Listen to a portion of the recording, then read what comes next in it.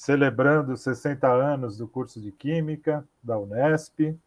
E hoje nós temos o imenso prazer de receber aqui conosco o professor Marcelo Nobel, que achou uma vaguinha na agenda dele para conversar com a gente hoje. Eu espero que a gente possa conversar bastante. Bom, professor Marcelo Nobel, eu vou falar rapidamente aqui alguma coisa para quem eventualmente não o conheça. Bom, o professor Marcelo Nobel é físico, ele trabalha no Instituto de Física da Unicamp, ele é pesquisador 1A do CNPq, ele trabalha com sistemas magnéticos, ele foi pró-reitor de graduação da Unicamp de 2009 a 2013, ele foi um dos criadores do Museu Exploratório de Ciências da Unicamp, do Programa de Formação Interdisciplinar Superior, que é um programa de muito sucesso na Unicamp. Talvez a gente possa falar um pouco sobre isso, né, Marcelo? Ele tem mais de 300 artigos, com mais de 11 mil citações, 16 capítulos de livro, mais de 50 palestras convidadas em eventos internacionais. Foi reitor da Unicamp de 2017 a 2021. É autor de um livro, que está aqui na minha mão, A Ilusão da Lua, que é um livro muito legal, eu recomendo a todos a leitura, porque ele fala desde magnetoresistência gigante até a ilusão da Lua, né, que é o título do livro, aquela coisa que todos conhecem, que a Lua parece que tem tamanhos diferentes no céu, né, quando ela está próxima do horizonte, quando ela está lá em cima. Fala, entre outras coisas, de como assar um peru de maneira homogênea.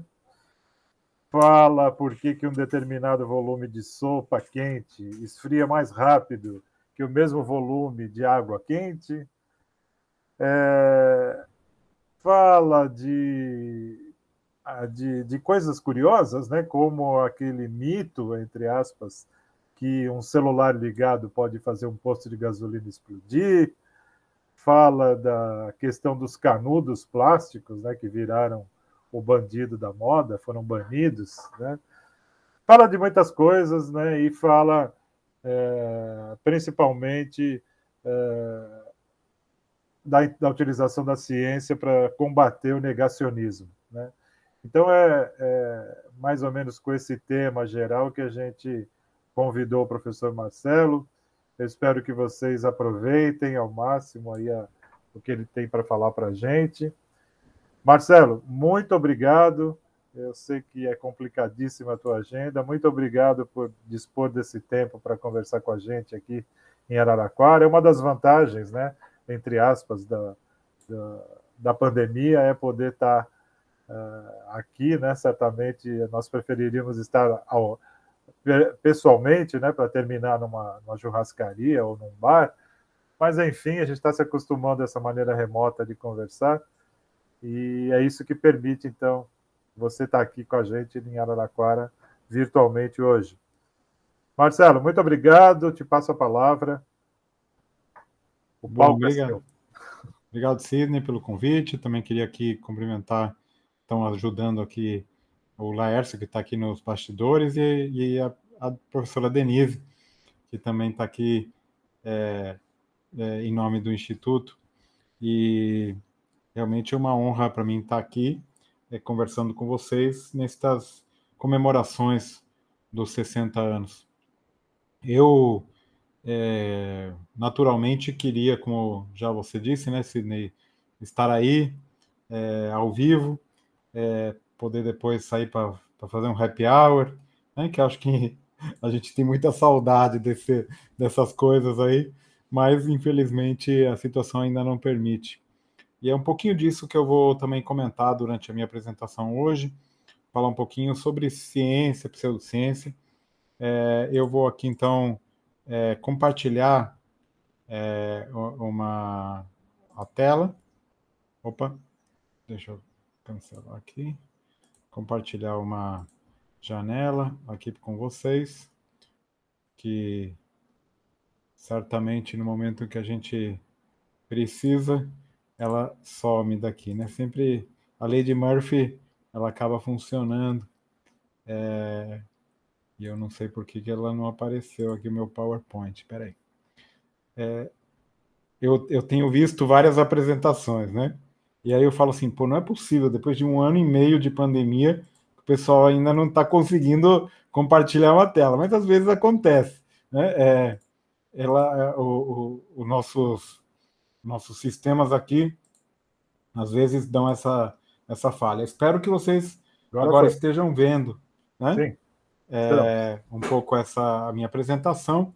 Eu queria aqui rapidamente, eu não vou fazer, eu tenho essa apresentação que eu posso, que pode ser um pouco mais longa, eu posso um pouco mais curta, e é um pouco discutir a importância da divulgação científica nestes momentos tão sombrios que a gente está vivendo. E, de fato, como o Sidney já adiantou, eu estou aqui fazendo uma propaganda descarada aqui do livro, né? A Ilusão da Lua, saiu pela editora Contexto este ano. E justamente isso, eu tento, nesse livro,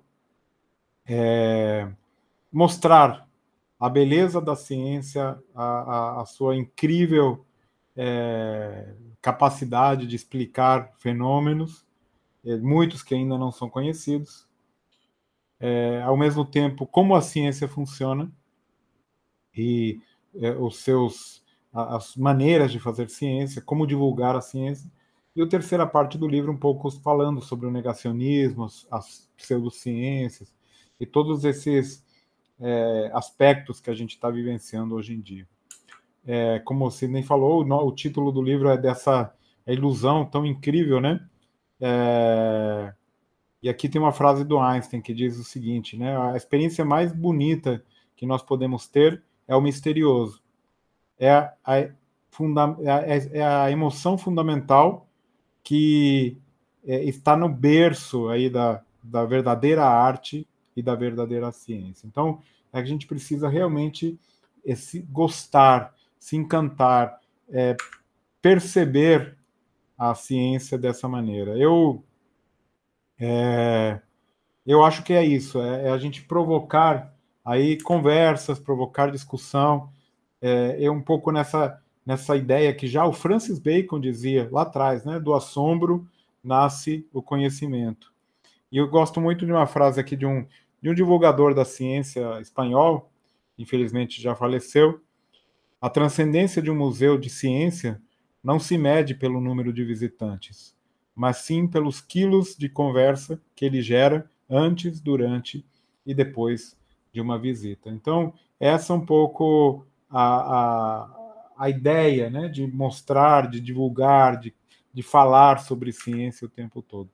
E vocês sabem que a ciência ela tem ainda quase que infinitas questões que não são conhecidas, não são respondidas. Aqui tem uma edição já mais antiga, né, da revista Science, que na realidade agora já foi atualizado um pouco recentemente, eu pus aqui o link, 125 perguntas que nós, como cientistas, a ciência ainda não sabe responder, né? Coisas como qual é a base biológica da consciência, do que é feito o universo, né? O que determina a diversidade das espécies, como as memórias são guardadas e recuperadas, e assim por diante. Temos muitas perguntas, muitas coisas inexplicadas ainda pela ciência e que a gente precisa entender e compreender. Mais do que isso, a ciência, ou a ciência, que entre aspas, ela está presente no nosso dia a dia, mesmo que a gente não se dê conta, mesmo que a gente não perceba, né? Essa foto aqui ilustra bastante isso. Isso aqui é de muitos anos atrás, perto da casa que eu morava, tinha um cabeleireiro, né? E aqui você vê nessa placa que era o tratamento de alisar o cabelo, né? Como a ciência, sem querer, a gente está presente no nosso dia a dia. Né? Vejam nessa placa, tem, entre aspas, né, muita ciência, porque tem fóton, né? Tem velocidade da luz, né? E tem uma série de conceitos que eventualmente passam uma, uma, uma, uma credibilidade, né, que a ciência possui. Né? E ao parecer ciência, parece que é sério, parece que é bom. Né? Isso aqui também tem na hidratação, né, dos cabelos hidratados na velocidade da luz. Aqui cura do colesterol, método cientificamente comprovado. Ou seja, a gente está cansado de ver esse tipo de situação. Aqui, um exemplo de uma revista já mais recente, né? Por exemplo, aqui tem as nuances de como as coisas aparecem. Eu acho esse aqui absolutamente fantástico, né? Vejam essa aqui, loção anti-ressaca. É um cosmético. O rosto e as bolsas dos olhos são reduzidos quando o creme é utilizado. Olha só isso. Dividimos 2 grupos. Um deles usou o creme e o outro grupo usou um placebo. Todos foram para uma festa e na manhã seguinte o grupo que usou o creme com ativos estava com aspecto significativamente melhor. Ou seja, eles até mimetizam, né, uma maneira de fazer um estudo aí duplo cego, um estudo com grupo controle, para parecer que é cientificamente comprovado que o creme aqui é bom para curar, para não curar, mas pelo menos para disfarçar a ressaca. E aqui tem um monte de exemplos que a gente vai vivenciando no nosso dia a dia. Às vezes, como vocês podem ver nesse exemplo, mal não vai fazer. Você vai gastar algum dinheiro para comprar essa loção, não vai fazer nada, e eventualmente você vai ter perdido o dinheiro. Mas tem casos em que esse assunto, mesmo que a gente não acredite, mesmo que a gente confie na ciência, às vezes a gente está pagando por tratamentos pseudocientíficos como esse. Aqui tem um exemplo concreto. Isso aqui é verdade. Nós, como pessoas que pagamos impostos, hoje a gente paga 29 procedimentos no SUS, chamados de práticas integrativas, que não têm nenhuma comprovação científica e são aceitos no Sistema Único de Saúde. Já estavam, e isso as pessoas infelizmente não conhecem, mas já tinha 19 e em 2019 foram aprovados mais 10. Então nós temos 29 tratamentos, como a tal famosa ozonioterapia, agora famosa, né? Imposição de mãos, hipnoterapia, geoterapia, cromoterapia, constelação familiar, coisas que estão aceitas no Sistema Único de Saúde e que eu, como um contribuinte, estou pagando, assim como vocês também. Então, esse assunto precisa aparecer mais, precisa ser mais discutido. Outro exemplo que a gente conhece e vocês certamente vão lembrar. Eu tive a curiosidade, depois vocês podem brincar e fazer isso aqui também. Coloca a palavra quântica na Amazon, por exemplo. Alguma coisa científica vai aparecer lá pela 3ª ou 4ª página. As primeiras coisas que aparecem são essas coisas aqui, ó, consciência quântica, DNA milionário, quanticamente, dê um salto quântico na sua vida, você, universo, cria a sua realidade quântica, o ativista quântico, a cura quântica, a saúde quântica para animais, o médico quântico, e assim vai. Eu vou ler essa frase aqui de um livro desse aqui, ó, da cura quântica. Cada um de nós é um campo localizado de energia e informação, com loops de realimentação cibernética interagindo com um campo não local de energia e informação. Eu dou essa palestra há algum tempo, e até agora ninguém conseguiu me explicar o que isso significa. Mas tem um dado, né, que aqui aparece novamente. Tem palavras-chave aqui que parecem ciência, mas não são. E eu continuo aqui, o pessoal, como já conhece essa minha apresentação, vai me mandando exemplos, né? Tem esse remédio aqui, né? Phytoquantic, né? Que é uma que você busca aqui qual que é a composição química, né? Ou qual que é a composição. Cada frasco de Physioquantic contém uma solução conservante, hidroálcool glicerinada, água mineralizada bonificada, com microquantidades que variam de 0,001 a 0,1% de extratos vegetais e essências vibracionais florais, seja isso o que quer que signifique. E aí vai. Hoje tem aqui temos no mercado o sal integral quântico. Eu aqui estou falando com químicos, provavelmente a maioria, que eu saiba, até hoje o sal, né, de cozinha, NaCl, não mudou, né? Então, esse sal integral quântico, realmente, eu, com toda sinceridade, não sei o que é. E deve estar fazendo sucesso, porque ajuda a fortalecer os ossos, os dentes, as unhas, o cabelo, ajuda a regular a pressão, restaura as energias do seu corpo, e deve estar fazendo bastante sucesso, porque lançaram agora o sal quântico temperado, né? E você pode até procurar hoje em dia na internet, você vai achar uma receita de uma salada natalina quântica. Então, o assunto vai crescendo de tal modo que você vê essa palavra, né? E é uma palavra que eu estou ilustrando, né? Uma palavra que aparece em tudo, chegando até água bioquântica, pulseira bioquântica, aqui pedagogia quântica, né? Congresso Nacional de Pedagogia Quântica, até brincadeiras quânticas para crianças, curso de acupuntura quântica online, e assim vai. Isso não tem fim. A gente está vivendo um momento, e essa busca pela palavra quântica é somente uma ilustração de como a gente pode ser realmente enganado por uma atitude que parece ciência, mas não é. Mas o assunto vai muito mais longe, é muito mais problemático. A gente está vivendo um momento do que é chamado desordens de informação.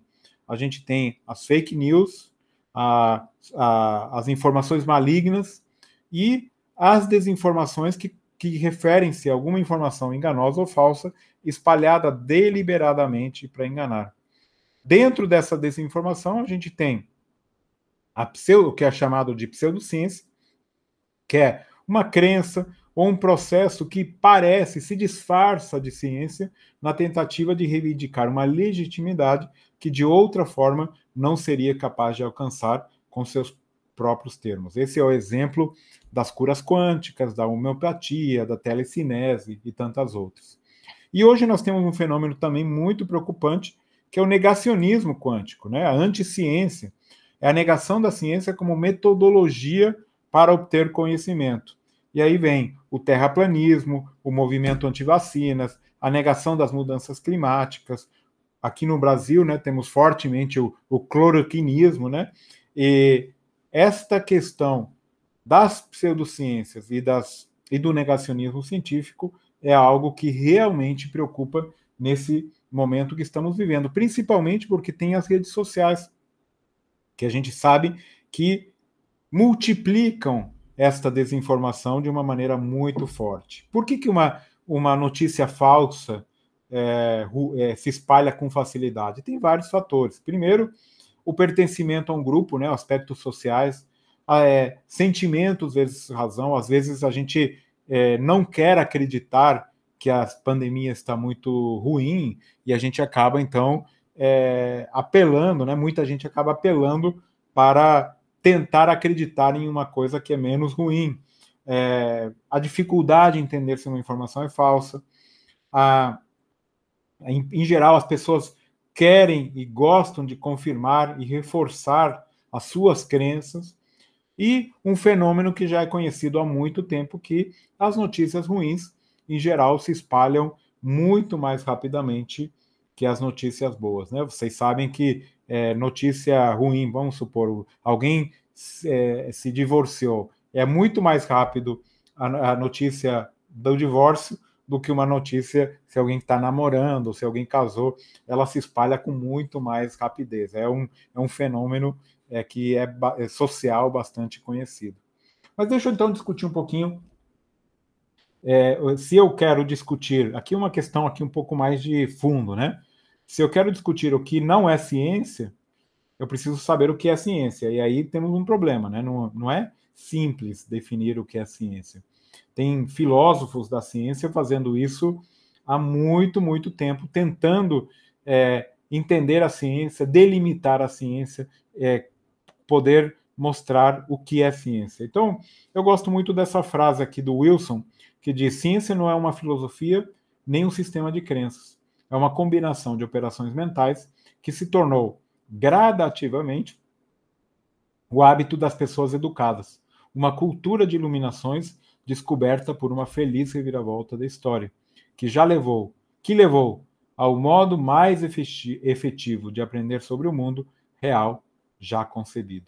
Então, é uma maneira de enxergar o mundo, é uma maneira de ver o mundo com uma certa metodologia, né? Então, a gente tem, em princípio, né, os cientistas querem obter algum entendimento do mundo real, realizar observações objetivas e precisas desse mundo real e desenvolver teorias que são as melhores explicações dessas observações e que, portanto, se aproximam mais e mais da verdade. Não é simples delimitar a ciência, como eu já disse, esse é um problema que tem ocupado os cientistas há muito tempo. E deixa eu comentar aqui alguma coisa. Nós temos visões de mundo. Algumas são científicas, outras não científicas. Tá? Então, aqui temos um conjunto aí de ciência, um conjunto que não é ciência. Dentro desse conjunto que não é ciência, nós temos um monte de coisas que tá ok que não sejam ciência.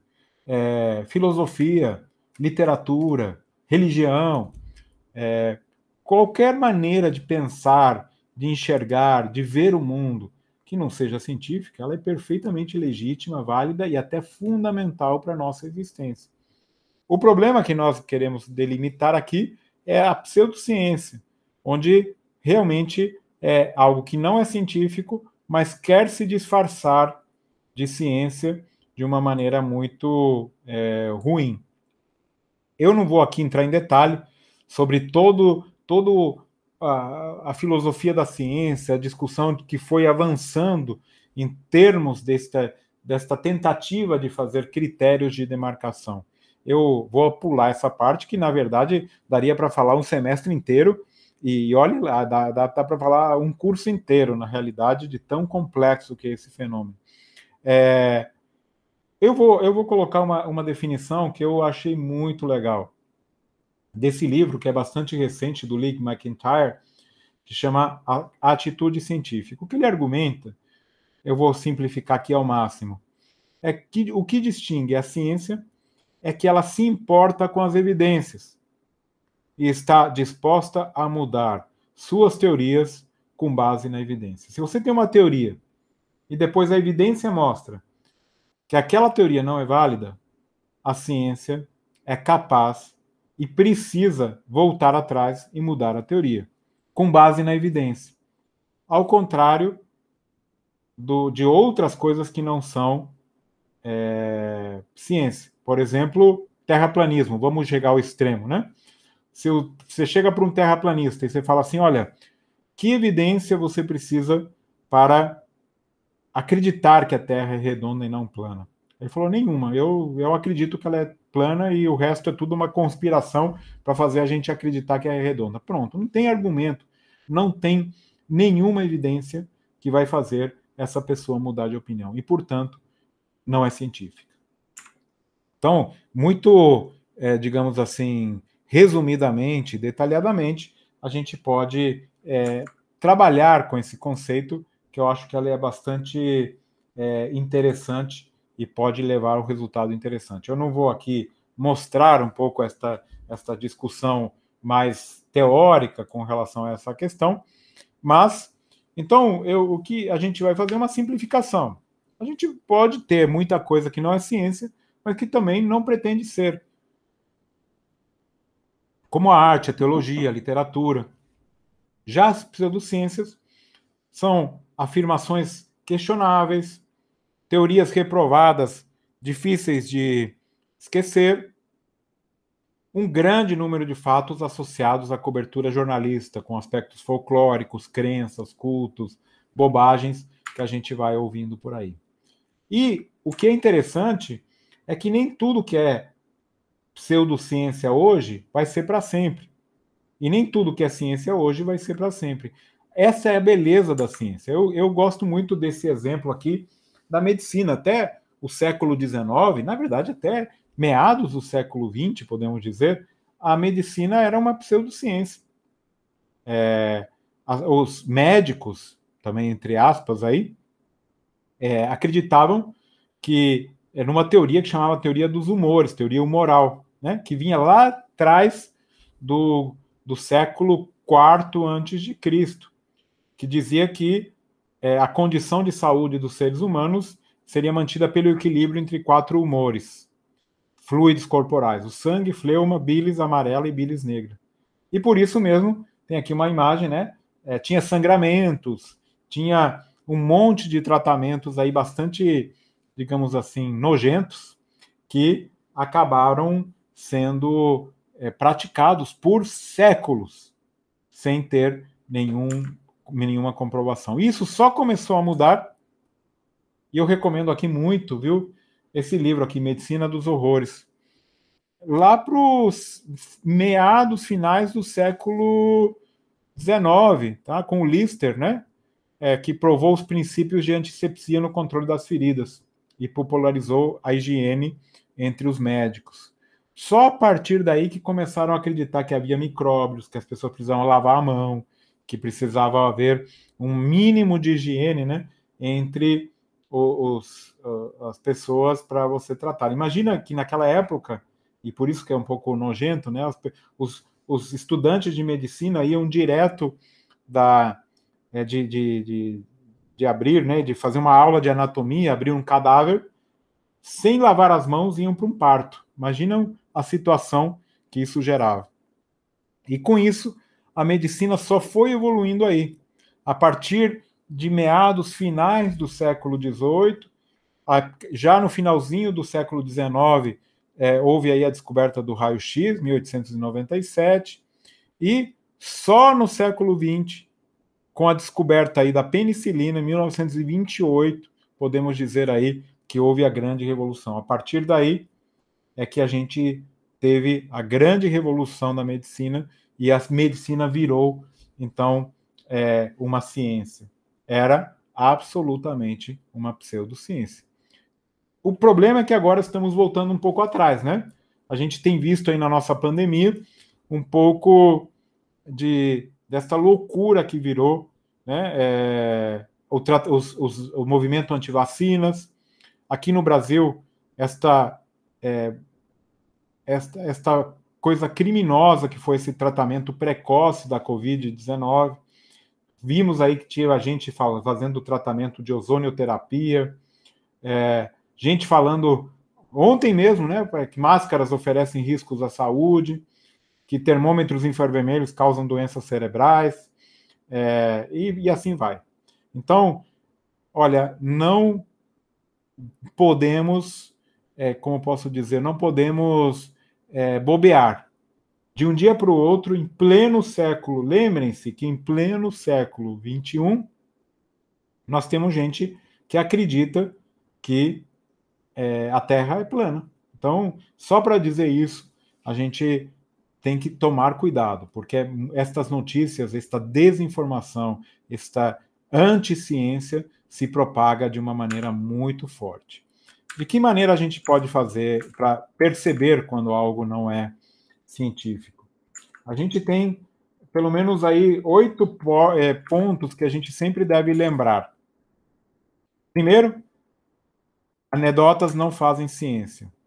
Se alguém te falou, alguém comentou, não é ciência. Alguém tem que ter escrito um paper, tem que ter publicado numa revista séria.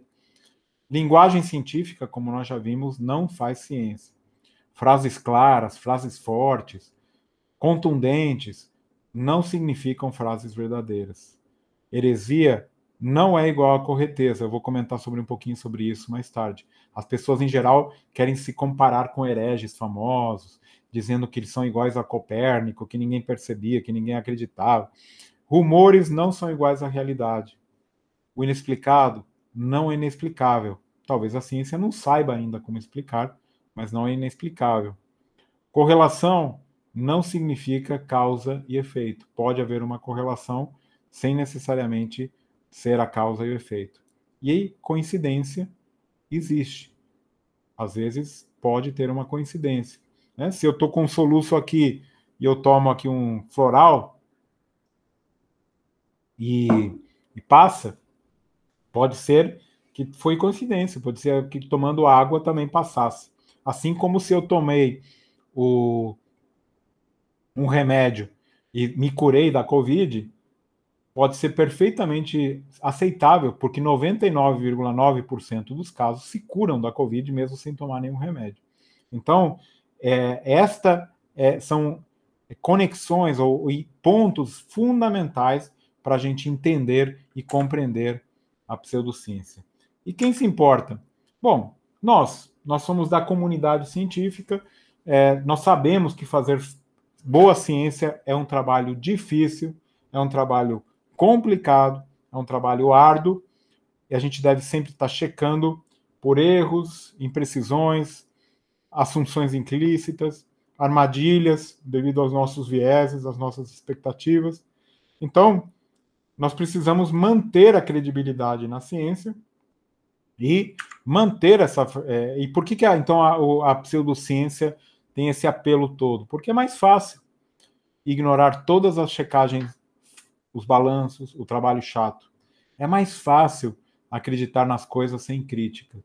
E, para ser sincero, a maioria das pessoas, a vida está boa sem entender a diferença entre ciência e pseudociência. As pessoas engolem o que chega, sem necessidade aí, que é realmente fundamental que a gente compreenda. Então, por que as pessoas acreditam em pseudociência? Primeiro, as pessoas acreditam em evidências anedóticas. Se o pai falou, se a mãe falou, se o irmão, se a namorada ou namorado, as pessoas acreditam. Né? A gente tem essa tendência a acreditar, se funcionou com o outro, pode funcionar comigo. A questão da correlação e causalidade, que eu acho que é fundamental. Acho que essa história da cloroquina ilustra muito bem isso. Ilustra muito bem. A importância de uma amostra de controle, o papel da aleatoriedade e da coincidência, o efeito placebo, que existe e é cientificamente comprovado, que muitas vezes uma pessoa que toma uma pílula de açúcar fica boa, porque é um efeito conhecido na literatura que funciona. As pessoas não sabem, não conhecem sobre ciência e como ela funciona. Tem alguns casos em que há falta de crença na ciência, sim. Não é o caso do Brasil, mas em alguns países nós temos essa dificuldade. E eu acho que principalmente a incapacidade de sujeitar as próprias crenças a um teste mais rigoroso. As pessoas têm crenças que são muito fortes, são muito difíceis de modificar. E, portanto, a gente precisa realmente fazer um trabalho cuidadoso com relação a isso. Eu só vou dar 7 exemplos aqui, rápidos, para já ir concluindo, que originalmente vem lá do Sagan, né, que ele escreveu nesse livro, o Mundo Assombrado pelos Demônios, onde ele pôs aí esse kit de detecção de bobagens, né, distinguindo a ciência e a pseudociência. Eu vou colocar 7 apenas, tem mais, né? Então, como eu já disse, a ciência requer evidência corroborativa de outras fontes, ou provas físicas de algum tipo.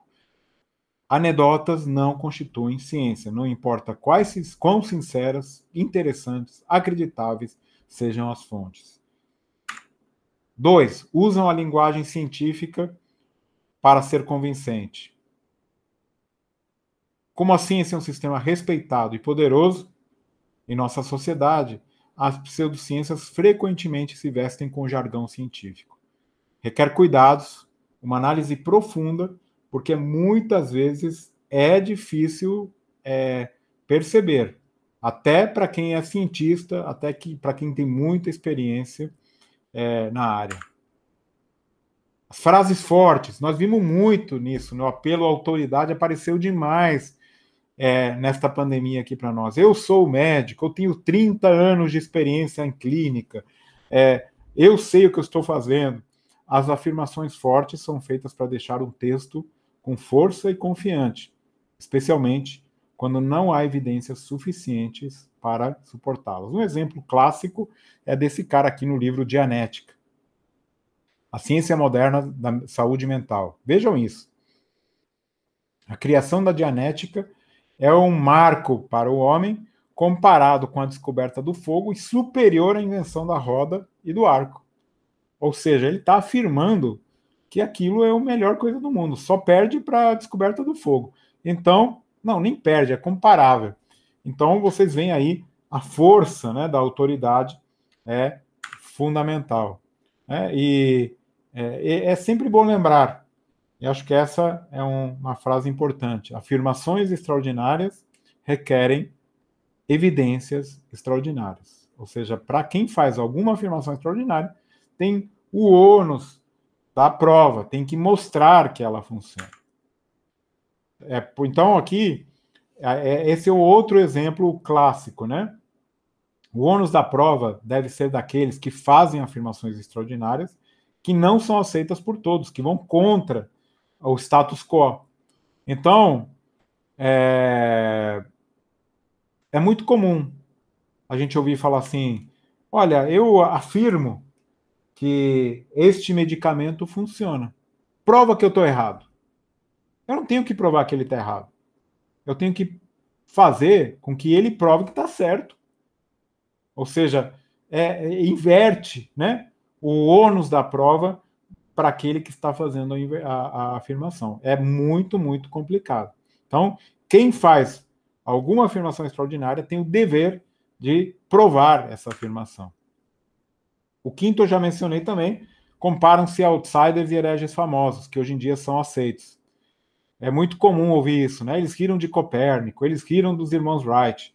Van Gogh morreu pobre, ninguém queria seus quadros. Galileu foi quase torturado. Portanto, se eles me ridicularizam e riem de mim, é somente porque não entendem. Nós, profetas da verdade e da sabedoria, somos raros. Olha, lembrem que para cada personagem famoso da história do pensamento criativo, existem milhares, multidões de indivíduos com ideias malucas que nunca obtiveram aceitação. Então, lembrem que a maioria dos malucos era maluca mesmo, não era herege. Tá? 6. Baseiam-se em rumores que são amplamente espalhados e facilmente acreditáveis. Rumores parecem, né, muito fáceis, se espalham com facilidade, mas podem ser falsos, né? Eu li em algum lugar, alguém me disse, aconteceu isso. É tudo bobagem. Mesmo com hoje, que as pessoas falam assim, como que você vai comprovar? Olha, o Sidney falou exemplo aí, explodiu um posto lá na Indonésia por causa de um celular. Quem disse? Aonde apareceu? Hoje existem vários sites que verificam, né, a veracidade de lendas urbanas, de notícias, etc. Acho que é sempre bom ter o cuidado de verificar. E o sétimo, se não foi explicado pela ciência, então é um verdadeiro mistério paranormal. Lembrem, o não explicado não é a mesma coisa que o inexplicável. Alguns fatos incríveis podem não ter uma explicação óbvia natural, mas têm uma explicação. E, frequentemente, são simples, mundanas, normais. E algumas coisas que a gente não entende, não conhece, podem ainda não ter sido explicadas. A ciência está cheia de mistérios ainda não conhecidos. Bom, eu vou aqui finalizar aqui. O que a gente pode fazer? Olha, eu gosto muito de pensar desta maneira. A pensar e pensar criticamente é um trabalho que exige habilidade. Não é verdade que estamos naturalmente predestinados com a habilidade de pensar claramente e logicamente, sem aprender como ou sem praticar. As pessoas com mentes que não são treinadas não deveriam esperar pensar claramente ou logicamente, mais do que pessoas que nunca aprenderam e nunca praticaram poderiam esperar ser bons jogadores de golfe, bons carpinteiros, bons pianistas. A gente precisa aprender, a gente precisa praticar o pensamento lógico, o pensamento crítico. Principalmente porque temos a imunidade ideológica. As pessoas possuem um tipo de imunidade pelas quais elas raramente mudam as suas crenças mais fundamentais. Então, isso é algo que a gente se protege, o nosso cérebro se protege e quer manter essas crenças como uma fonte, digamos assim, de proteção. É muito difícil mudar isso. Então, o que a gente pode fazer, na minha opinião, é estimular o pensamento crítico, a promoção de uma mente aberta. Mas já dizia o James Rand, dizia, olha, tem uma diferença muito grande entre ter uma cabeça aberta e ter um buraco na sua cabeça no qual todo o seu cérebro escorre, né? A gente tem que encontrar o meio termo, tem que lembrar que a gente não pode acreditar em tudo, mas também não pode deixar de acreditar nas coisas. Temos que ter aí um pensamento cético, um pensamento crítico muito, muito claro. Então, o pensamento crítico e a ciência residem entre esses extremos. É a promoção de um pensamento crítico.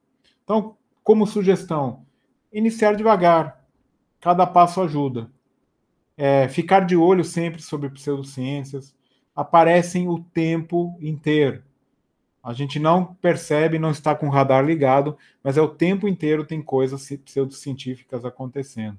É importante desafiar a mídia, os políticos, quando houver uma tendência para a pseudociência e para o paranormal. É importante ser sempre correto, nunca exagerar numa afirmação científica, nunca ser arrogante. A arrogância é muito ruim.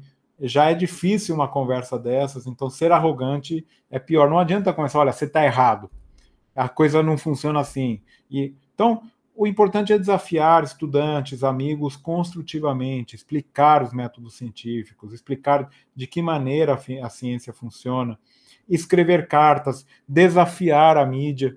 É sempre importante participar. E cada vez mais precisamos da participação de todos. Então, com isso, mais ou menos, é o que eu queria comentar. Eu deixo aqui meus contatos. Acho que é isso. É fundamental, no momento que a gente está vivendo no dia de hoje, no Brasil e no mundo, que todos nós nos engajemos nesta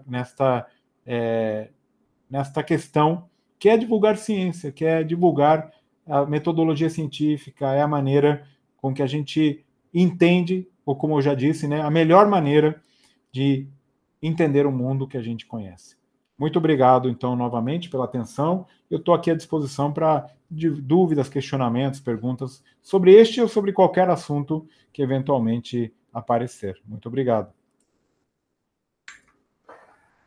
Muito obrigado, Marcelo. Realmente,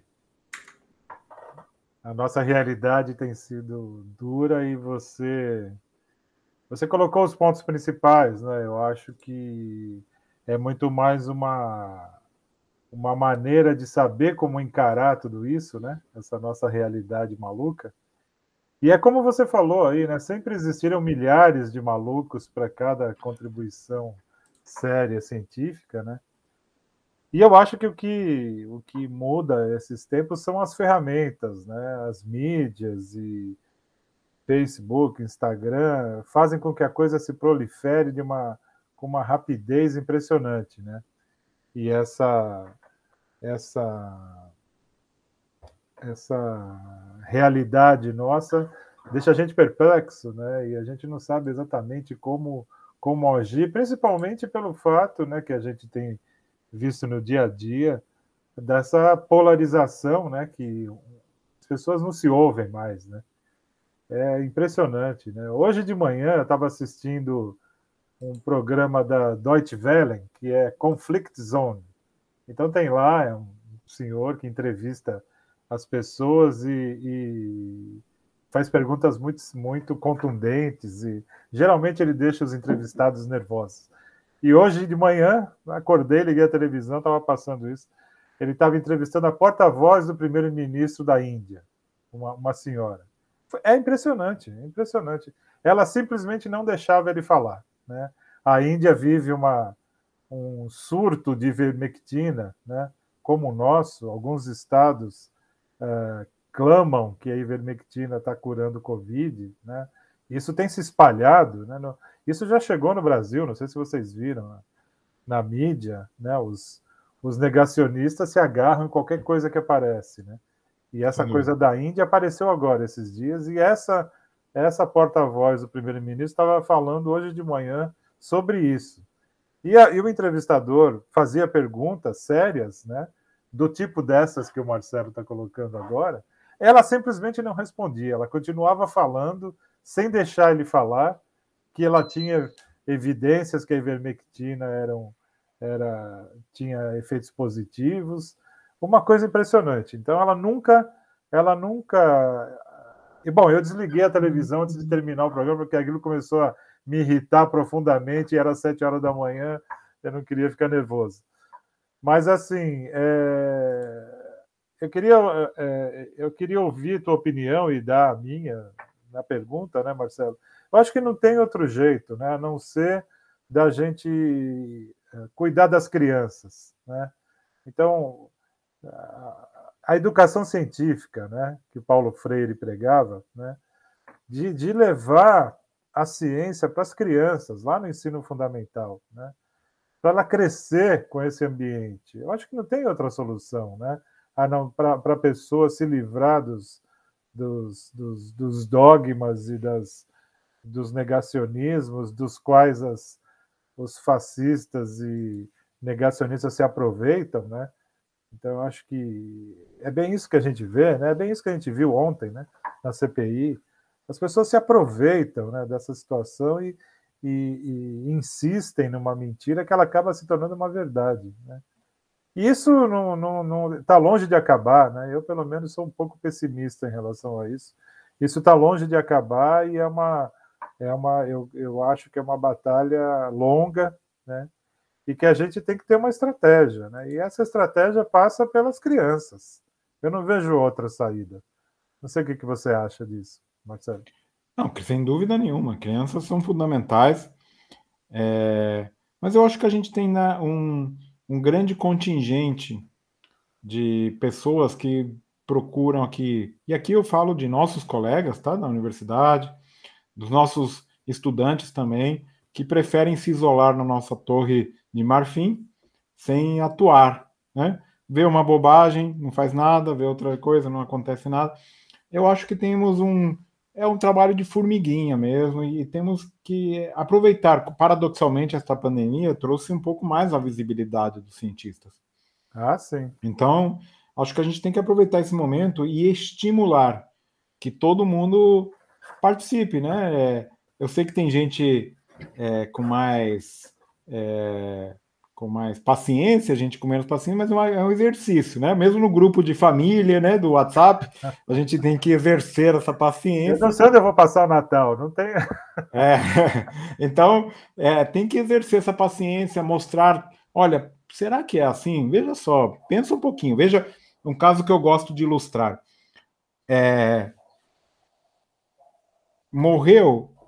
Eventualmente morreu outro dia, né? Um jovem que se pensou e tal, o governo imediatamente cancelou a vacinação para jovens entre 12 e 18 anos. Mas, pô, o básico de ciência que a gente aprende ali no laboratório 1, né? Nos químicos e nos físicos, a gente fala qual que é o percentual disso?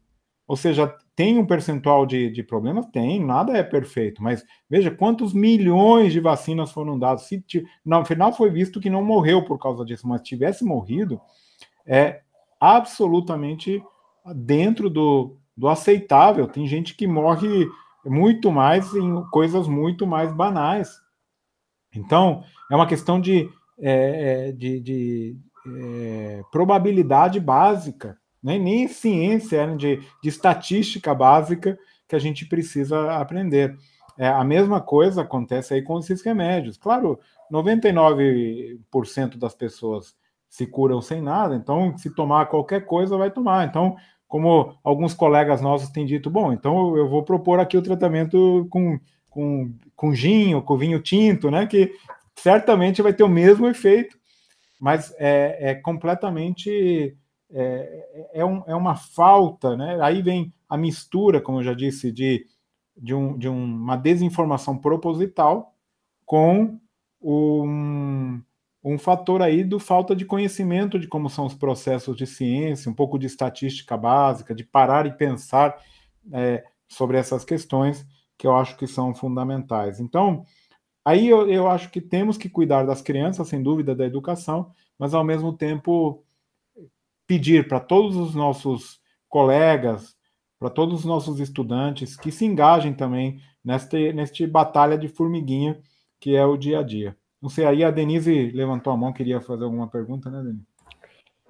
Sim, professor, eu agradeço as palavras e, assim, me senti contemplada pelas palavras, pelas reflexões, que algumas delas já faço, inclusive, com os meus alunos. Mas justamente essa questão da gente ver situações ou escutar propagandas de shampoos, de coisas assim inofensivas, mas a gente tem completa noção de que isso não tem nada a ver com ciência, tipo cremes milagrosos, né? Como o senhor mesmo mostrou, né? Fóton para alisar cabelo, alisar na velocidade da luz, etc. Isso está muito presente no dia a dia, né? Muito. Mas a gente nunca se manifesta, a gente não se manifesta em relação a essas coisas, vamos dizer assim, inocentes. Óbvio. Será que as sociedades científicas teriam um papel de esclarecer temas quando esses temas surgissem? Seria um papel que as sociedades científicas poderiam também desempenhar? Desvendando coisas assim inocentes, como, sei lá, DNA no cabelo, né? Como se fosse entrar DNA, como se fosse entrar o creme dentro da nossa pele, né? A gente não entra nem um próton, tem que isso tenha uma autorização, né? Enfim, são muitas coisas que a gente acredita não, que a gente sabe que não tem fundamento, mas que a gente deixa passar. Individualmente, a gente pode fazer, de fato, esse papel de ser um ponto de luz, né? Eu digo isso para os meus alunos, todos nós somos um ponto de informação para as nossas famílias, para os nossos amigos. Mas as sociedades científicas também não tinham que se pronunciar a respeito de algumas delas? Denise, eu participei de uma iniciativa da Sociedade Brasileira de Física, depois se vocês quiserem dar uma olhada, que lançou aí, tem um site, um portal chamado Verifísica, justamente para verificar essas questões aí específicas com relação à física. Eu acho que a Sociedade Brasileira de Química poderia fazer, se já não faz. Mas eu também acho que também vem do nosso lado individual. Veja, minha carreira de divulgador começou com essa história aí que eu vi uma notícia que era a seguinte, que tinha um posto de gasolina explodindo, né? Que, na verdade, em São Paulo, iam dar multa para quem falasse ao celular no posto de gasolina, né? Isso lá em 2000, hein? 2002, 2003. A lei foi sancionada e até hoje é válida. Quem fala em posto de celular tem multa. Hoje é ridículo, porque todas as maquininhas de cartão de crédito, na verdade, são celulares, né? Estão funcionando o tempo todo. E a explicação era pior. A explicação era que as ondas eletromagnéticas poderiam causar explosão. Ou seja, esqueceram que temos aí ondas de FM, ondas de TV, ondas de todo tipo, o tempo todo. Bom, a luz, né? A luz do sol é uma onda eletromagnética. E pior do que isso, você pega coisas básicas, o perigo da eletricidade estática que você tem num dia seco.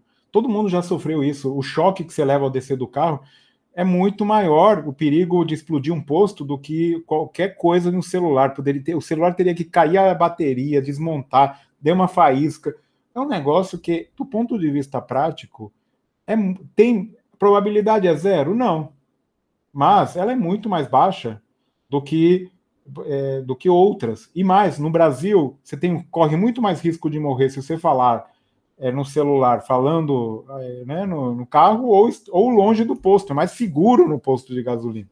Então tem vários fatores aí que eu argumentei. Na época eu escrevi um artigo, foi publicado na revista Galileu, e foi bem interessante. E a partir daí, toda vez que eu vejo alguma coisa dessas que me intriga, hoje em dia tem as redes sociais para a gente até discutir um pouco isso, mas na época eu escrevi artigos. Tem um outro exemplo que eu comento até no livro. Quando um ministro do STF se aposentou, o Aires Brito, né? Lembram dele? Ele deu uma entrevista na Folha que era um negócio que ele falou que ia se dedicar, então, a usar, a fazer direito quântico, né? E usar a quântica para o direito. Aí eu não resisti, eu escrevi um artigo na Folha, foi publicado, repercutiu, porque na época era a época do mensalão, então alguns me falaram que eu era petista, outros falaram que eu era de direita, outros... todo mundo enxergou alguma conspiração por trás, né, de falar mal de um ministro do Supremo Tribunal Federal, mas a realidade é que eu só estava falando de ciência, né? Então, é um pouco isso. Acho que as sociedades precisam se mobilizar, sem dúvida, mas também cada um de nós, dentro das suas possibilidades, a gente pode fazer algo mais, né? Eu mesmo outro dia, agora eu uso as redes sociais, tá? Achei uma coisa engraçadíssima. Nessa segunda-feira, eu fui no supermercado e já vi para vender o panetone, né? O panetone e chocotone. E aí eu comprei um chocotone para os meus filhos. E eu vi lá, pô, não me conformei. O chocotone estava lá, 908 gramas. Eu justo estou ensinando algarismos significativos para os meus alunos de física básica, né? Falei, pô, não é possível que tenha essa precisão no chocotone, né? Aí, até essas bobagens que a gente vê no nosso dia a dia, a gente pode contestar. E, olha, é algo que eu recomendo a todos. Façam isso, vale a pena, é interessante, é importante e deve ser feito por todos. E também pelas sociedades. É o chato da festa, né? Exatamente. Não, acho que é isso, né? A gente... E você falou uma coisa interessante, né? A pandemia escancarou isso, né? Eu acho que se não fosse a pandemia, nós estaríamos ainda mais inertes em relação a isso, né? A pandemia escancarou isso, né? Aqui em Araraquara a gente percebe isso. E a gente percebe o quanto a gente precisa ir para a rua e debater e falar, né? E insistir com essas coisas e combater mesmo, né? Negacionismo, etc. Marcelo, eu queria te perguntar uma coisa que não tem nada a ver com isso, pode? Pode. Eu queria que você comentasse de um programa de sucesso que você implementou na Unicamp. A gente tem professores aqui, alunos do curso de licenciatura e do bacharelado te ouvindo, que é o programa de física, o programa de formação interdisciplinar superior, né, o Profis, né? Você poderia comentar em um minuto do que se trata e o que você vem achando disso? Sim, sim. É um programa que a gente criou em 2010, quando eu era pró-reitor de graduação, e está funcionando até agora. O programa, ele é um programa que a gente criou uma turma de 120 alunos de formação geral. Os estudantes entram na Unicamp, tem 2 anos de curso, tem um curso de Química Básica, tem um curso de Física Básica, mas eles também têm literatura, eles têm o corpo humano, eles têm o planeta Terra, aquecimento global, eles têm primeiros socorros, eles têm uma formação ampla, é o único curso da Unicamp que tem iniciação científica obrigatória, fazem 2 anos de formação geral, mas o que tem de curiosidade antes é que não tem vestibular para entrar, os alunos entram, a gente vai atrás dos melhores alunos de cada escola pública da cidade de Campinas. É algo que, e aí em Araraquara, poderia ser perfeitamente feito. A gente vai atrás. Então, se vocês quiserem pensar de uma outra maneira, seriam como umas cotas geográficas. No mínimo, 1 aluno por escola. E com isso, sem fazer mais nada, apenas, digamos assim, as cotas geográficas, a gente tem 80% dos alunos que têm renda familiar per capita inferior a um salário mínimo. 80%. 90% dos alunos são a primeira geração na universidade. E, sem fazer as cotas étnico-raciais, que a gente tem na Unicamp agora, mas antes não tinha, a gente atingia o percentual de pretos e pardos da cidade de Campinas. Então, é um programa que é um programa de altíssima inclusão social e, ao mesmo tempo, faz uma formação geral. E a partir desses 2 anos, dependendo da nota dos alunos durante esses 2 anos, eles depois podem escolher qualquer curso da Unicamp. A Unicamp, os cursos aqui, ofereceram vagas para egressos do Profis. Para vocês terem uma ideia, a medicina tem 10 vagas para egressos do Profis. 10. Para entrar em medicina na Unicamp, hoje são 250 candidatos por vaga. Sendo que, dessa turma de 120, entram 10. Ou seja, vai para 1 para 12, né, candidatos por vaga. Então, a física, a química, todos eles oferecem vagas mais do que suficientes. Todos os cursos da Unicamp oferecem vagas para egressos desse Profis, que também então não fazem vestibular. Então, eles têm esse, digamos assim, esse período de 2 anos fazendo uma formação ampla, onde, além de tudo, eles têm uma maturidade maior para escolher, né? Muitas vezes a pessoa entra achando que vai ser isso, fica 2 anos na Unicamp, fala, pô, não é isso que eu queria, já percebi que é outro caminho que eu quero seguir. É muito, muito bacana o programa e tem funcionado muito bem na Unicamp. É um programa realmente que, claro, sou suspeito para falar, porque eu criei, mas é um programa que realmente é de sucesso. Não é um cursinho.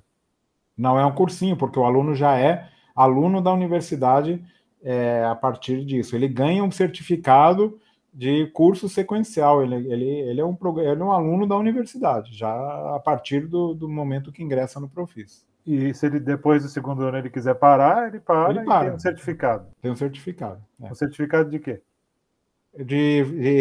Acho que chama agora... Eu não me lembro o nome, mas é profissional em ciências e artes, alguma coisa desse tipo. Uma coisa bem genérica.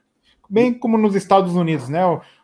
Nos Estados Unidos é muito comum, né? Tem o Liberal Arts College, né? Que é uma formação ampla, genérica, que permite outros caminhos posteriores. Tem muita gente que acaba terminando o Profis e presta vestibular para outra universidade. É muito comum também. Mas tem muita gente que aproveitou a oportunidade e ficou na Unicamp. E quem que dá aula?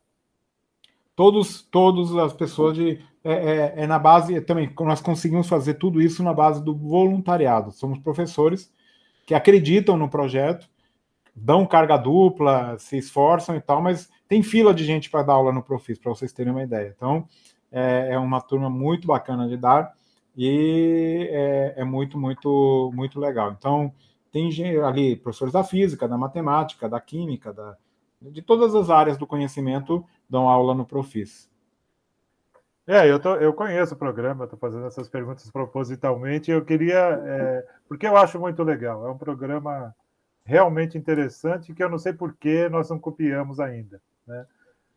Eu acho que poderia ser facilmente implantado em várias universidades, porque não precisa ser grande, né? A questão toda é fazer alguma coisa. E ele, dentro da cidade, ele tem impacto. Imagina uma turma, em Campinas, uma turma de 120 alunos desses egressos, significa 3,5%, né?